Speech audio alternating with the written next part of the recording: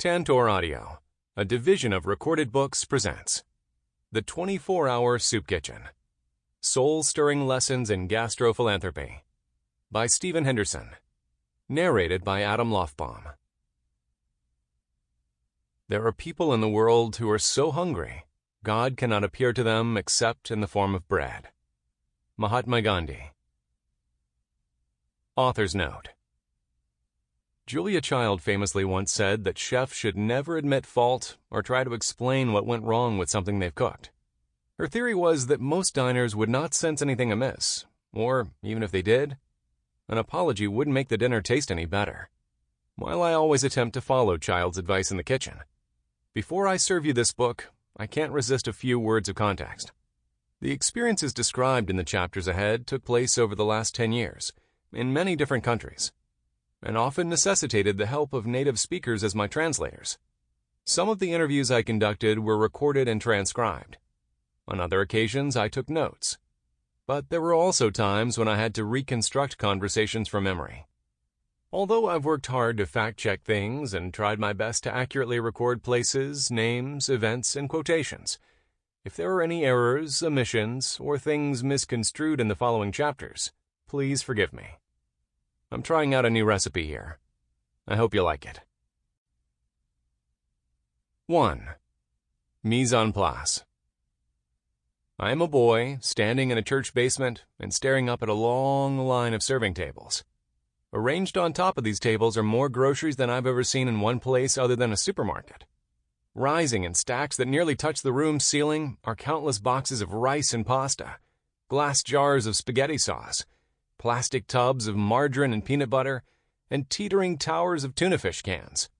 Interspersed among those loose items are bulging brown paper bags stamped with the bright logos of Lofbomm, A&P, and Pathmark, as well as white styrofoam coolers filled with frozen items, bricks of hamburger, cartons of fish sticks, and stubby tubes of orange juice concentrate.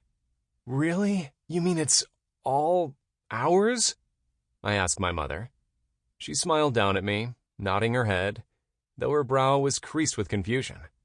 Mom didn't know what to make of this cornucopia either. We'd recently come to a new city, and people we didn't yet know had assembled this perplexing quantity of food to make us feel welcome. My father, William Douglas Henderson, was a Baptist preacher. When I was 5 years old, Dad believed God gave him a clear command. He was to accept a new job and step into a new pulpit in Levittown, a hamlet in Long Island's Nassau County, about 35 miles from New York City. We arrived here from Connecticut slightly more than a decade after the builder, Abraham Levitt, broke ground in 1947 on his eponymously named community. Designed for returning veterans of World War II, Levittown is now considered the first mass-produced suburb in America.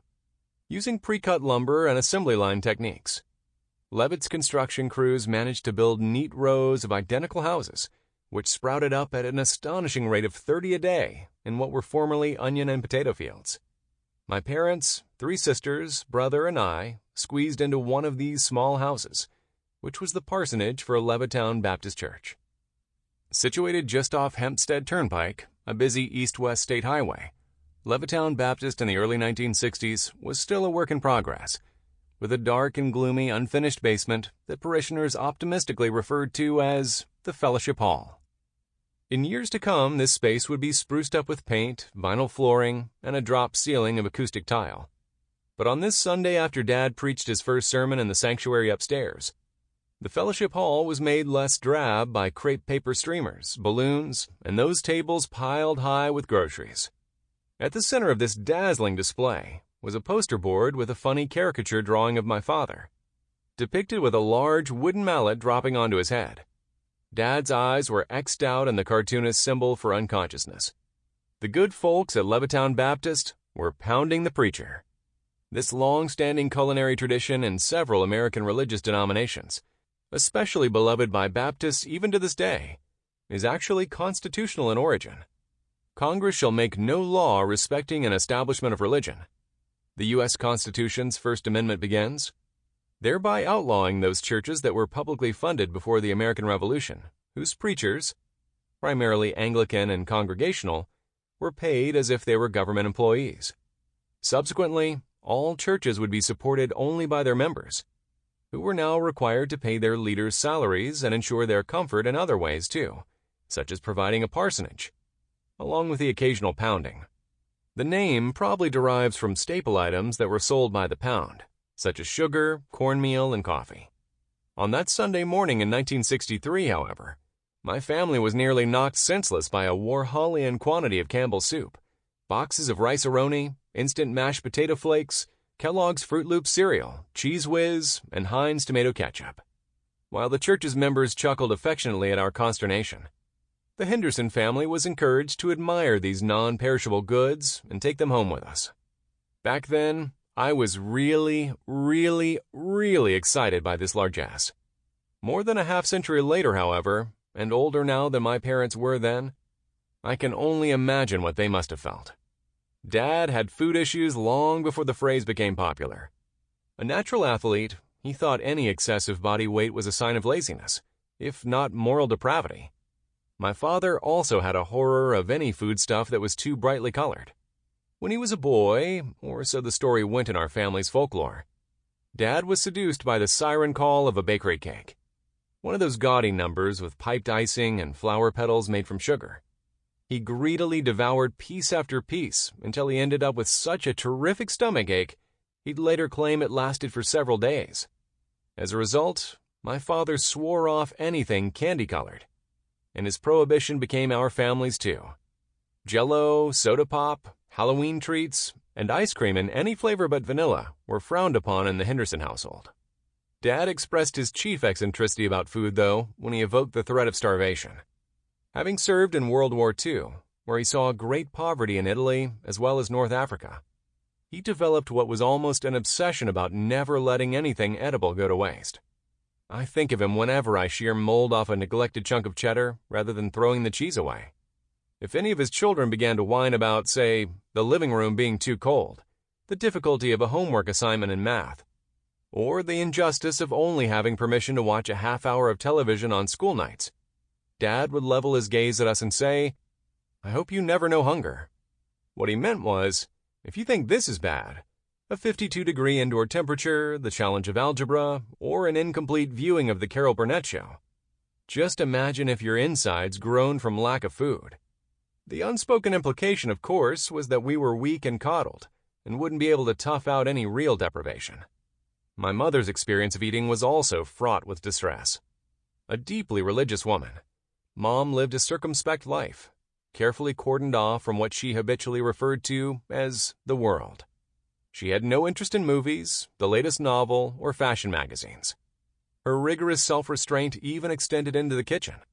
Mom wasn't a bad cook. Rather, there was something nearly ascetic about her complete disregard for new flavors or recipes. It was as if she believed blandness was next to godliness. By far the most exotic spice I ever knew her to deploy was paprika, and this sparingly. For her, food was something of a necessary evil. It had to be prepared, but preferably with a minimum of effort. Any undue fuss over dining was suspicious to Mom, if not downright sinful. She wanted her food served plain, save for a pious pinch of salt and pepper. In fairness, even if my mother had wanted to be a more adventurous chef, she didn't have oodles of free time to devote to culinary experiments. As with most Baptist preachers' wives of this era, Mom was my father's unpaid assistant. Whenever there was a meeting at the church, morning and evening services on Sunday, Wednesday evening prayer meetings, the Women's Missionary Fellowship on Thursday, she was required to be there. Mom had other pressing obligations too.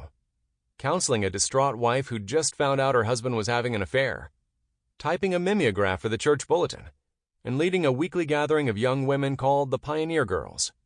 She also took it upon herself to read early drafts of my father's sermons to edit out his more recondite verbal tics, including his fondness for words such as recondite.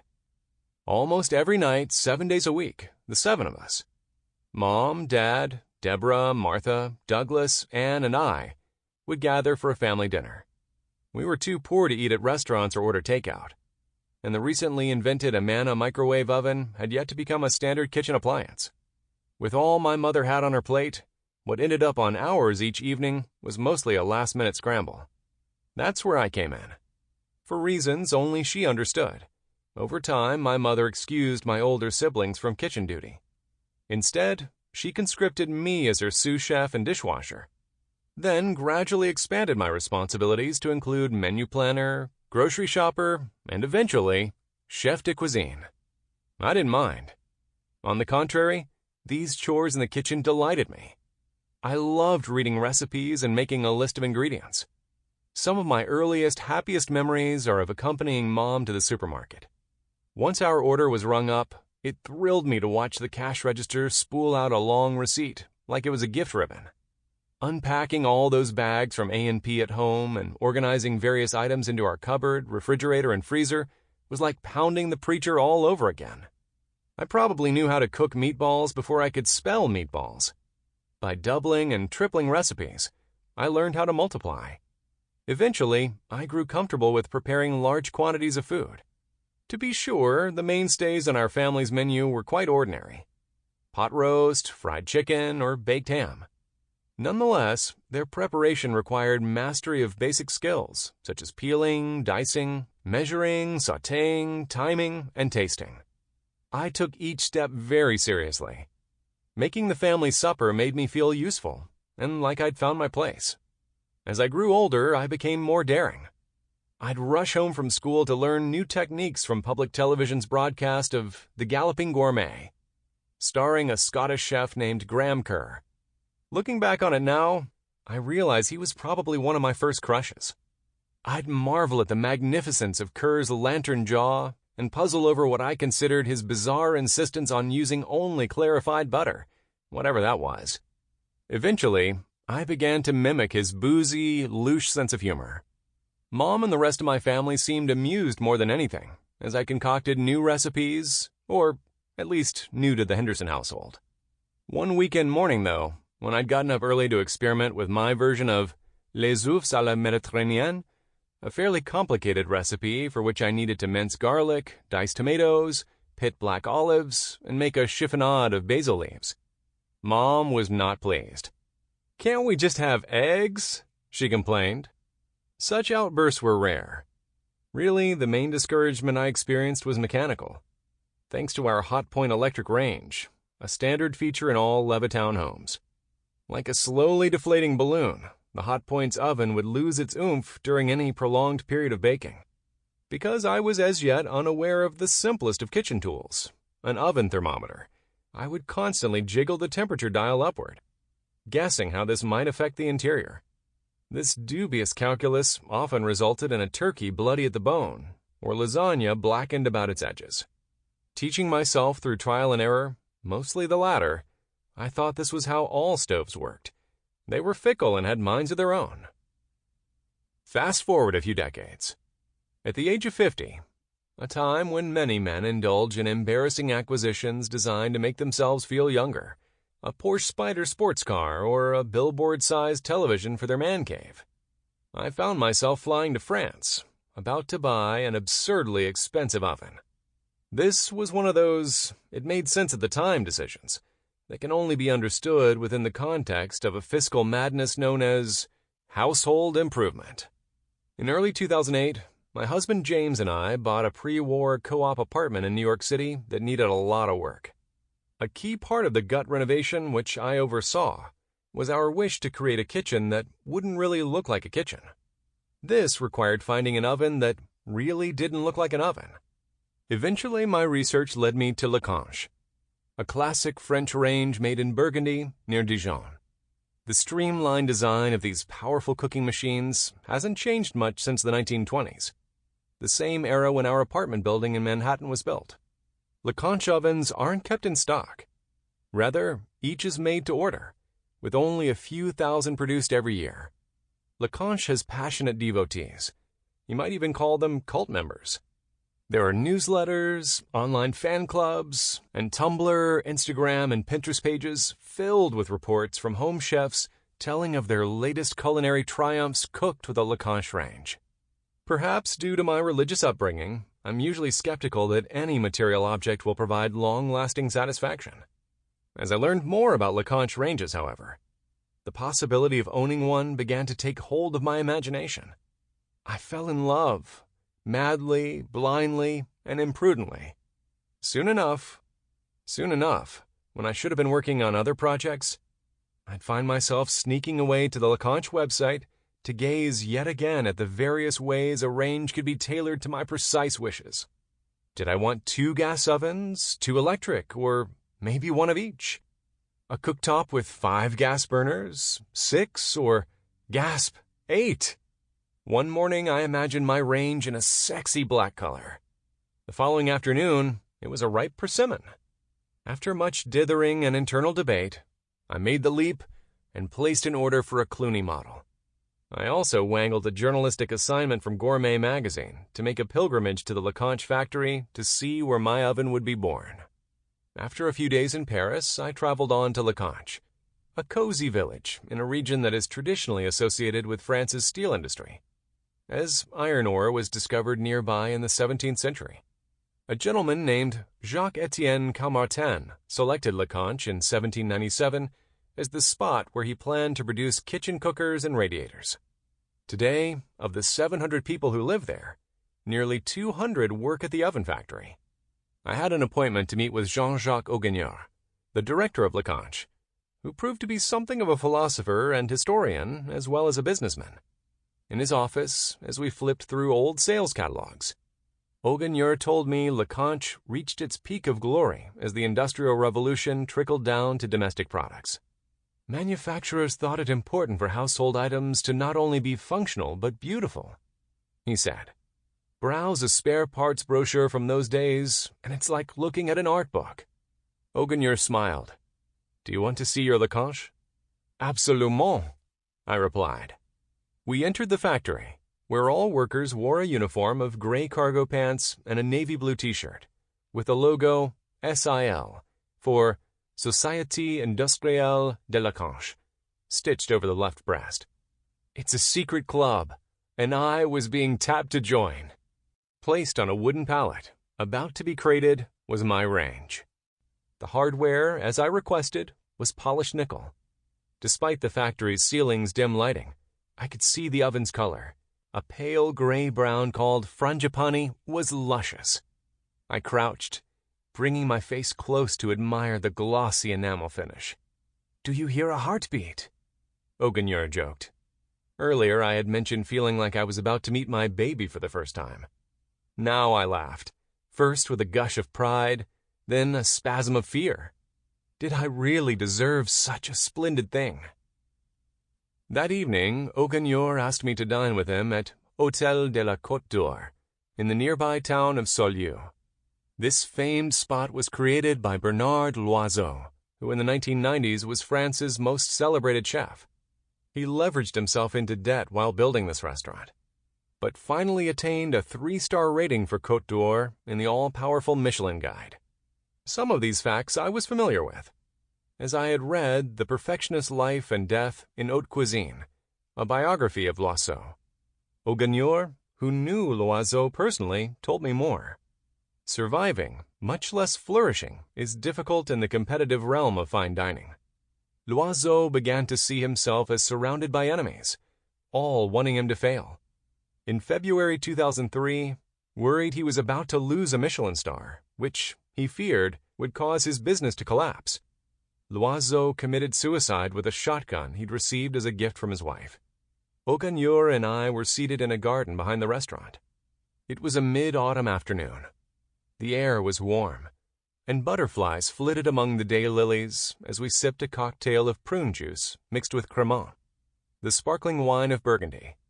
Every few minutes, an attendant would arrive with another delectable nibble. Eel mousse with leek gelatin, or snails en croûte.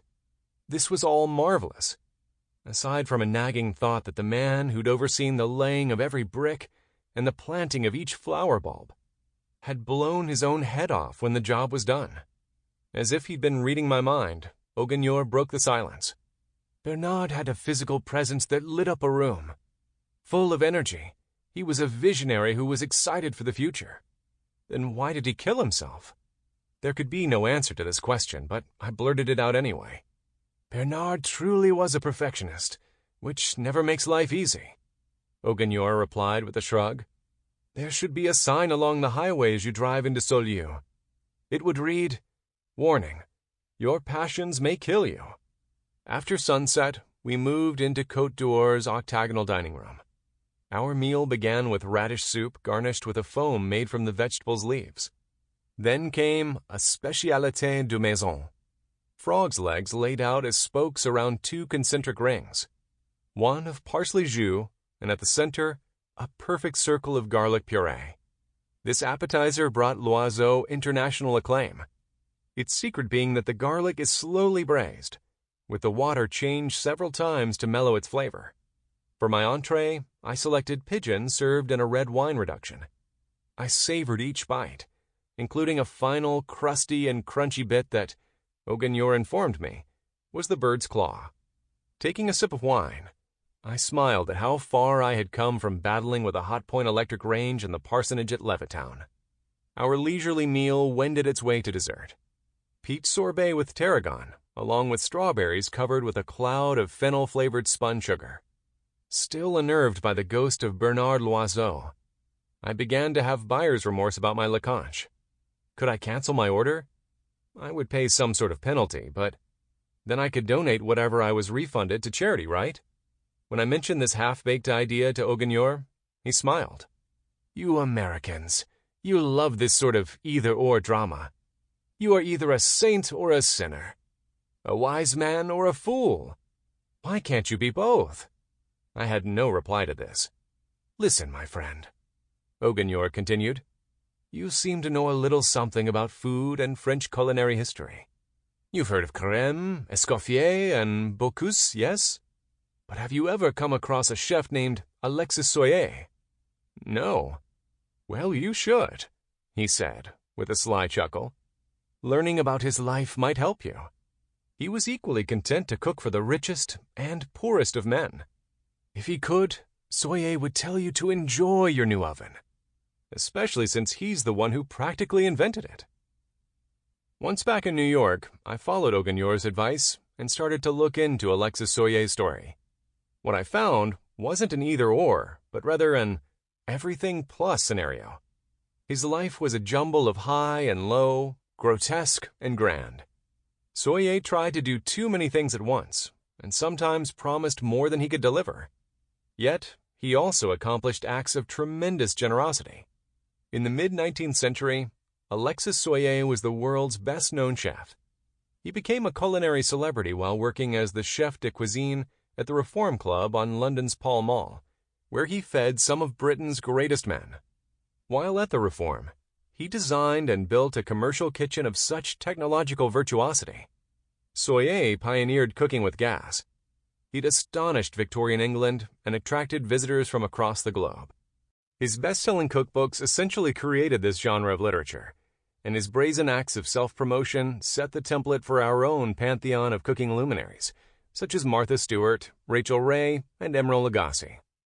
Nearly everything they've done, Alexis Soyer did first, and did better. What's more, Soyer is credited with inventing the concept of soup kitchens. He first experimented with this idea while volunteering to feed London's neediest inhabitants in 1845 and 1846. Then, when the Great Potato Blight of 1847 struck Ireland, he set off for Dublin, where he devised a recipe for famine soup and served it to many thousands of starving peasants. People had been fed before, certainly, but Soyer turned charitable cookery into an organized system, a feeding machine. Once introduced to this fascinating man, I needed to know more. There are several biographies to which I am indebted, especially Ruth Cowan's Relish, The Extraordinary Life of Alexis Soyer, Victorian Celebrity Chef. At the British Museum Library in London, there's a complete set of Soyer's books, and I read most of these too. Alexis Soyer was an operator, always angling for a better deal and a get-rich-quick scheme. Something of a lush, he frittered away vast sums of money on creating his distinctive wardrobe as well as on champagne. He understood the vulgar mechanics behind maintaining his place in the public eye and was willing to be the butt of jokes in newspaper cartoons and caricatures, as long as they spelled his name correctly in the caption. A dear friend of his, Lady Stratford, once wrote to Queen Victoria and expressed what was a general opinion of Soyer among London's upper crust. He is a most ridiculous man, but quite perfect in his own way. How can someone be both ridiculous and perfect? Doesn't one cancel out the other? With Alexis Soyer, no. It was the cataclysmic contrast in his life that made him so remarkable and aspirational. Soyer, for me, seemed an all-too-human hero. I didn't have to worship him, revere him, or even look up to him. I could regard him honestly, man to man, eye to eye. Alexis Soyer died in 1858, exactly a century before I was born. He was at the pinnacle of success, making a fantastic wage cooking delicacies for the most powerful people in the world. When he first became aware of those living in the squalor of London's Spitalfields neighborhood, did he feel it necessary to give up his fat salary or stop wearing his gold-threaded waistcoat before he could make soup for the hungry? He did not. Instead, Soyer chose to live in a style he called à la zoug zoug, his preferred way of zigzagging between conflicting realities. Jean-Jacques Auguigneur was right. Learning about Soyer helped me. I began to consider the possibility that by following his example, I might begin to reconcile the twists and turns of my life. Even so, I found myself haunted by Bernard Loiseau. At this highest level of refinement to which Loiseau ascended, it's slightly sickening how wasteful it is to produce something like garlic puree or fennel-flavored spun sugar. If junk food causes heartburn, haute cuisine can sometimes singe your soul. These thoughts continued to bother me after the Lecanche range arrived from France and was installed in my apartment's kitchen. Just looking at it, I began to experience something like dread. There it sat, a thing of exquisite engineering and style, with 2 ovens and 6 gas burners. I felt nervous and embarrassed about what now seemed an inexcusable indulgence. My love affair with Lecanche blossomed during the heady days of early 2008, when I felt financially flush and bullish about the future. By the time the range was delivered to New York only a few months later, America had plummeted into an economic crisis nearly as severe as the Great Depression. The United States was burning, while I fiddled with how to saute fiddlehead ferns. Besides, who was I kidding? I didn't cook enough to deserve such a professional quality oven. "I'm ready to feed multitudes," my Lecanche announced in a voice steely and reproachful. "And all you've got is plans for steamed broccoli and roasted salmon for 2? Whether or not I needed to be forgiven for my sin of buying it, I started to think that I'd never feel comfortable with my Lecanche unless I could figure out ways to use this range more generously. But how? Starving people weren't showing up at my door, nor would it make much sense to wander the streets of New York with Tupperware containers full of home cooking, hoping to find takers. While continuing to brood over this, however, I was reminded of how wonderfully useful I once felt when helping my harried mother get supper on the table. I thought again of the people at Levittown Baptist Church who wanted to show their love by making sure our family's pantry was well stocked. I also recalled how, years later at another church where my father had lately begun to preach, a shy young man named Gary Hewitt showed up at the parsonage's front door, with a large grocery sack filled with maybe 30 pounds of ground beef and sirloin steaks. The plastic wrap around this meat had leaked, and the brown paper bag was moist with blood and about to burst at its bottom. Yet, Gary presented the bag to Mom with great solemnity because, he explained, "God laid it on my heart that you might need this." Okay, that last scene is slightly creepy, I'll admit.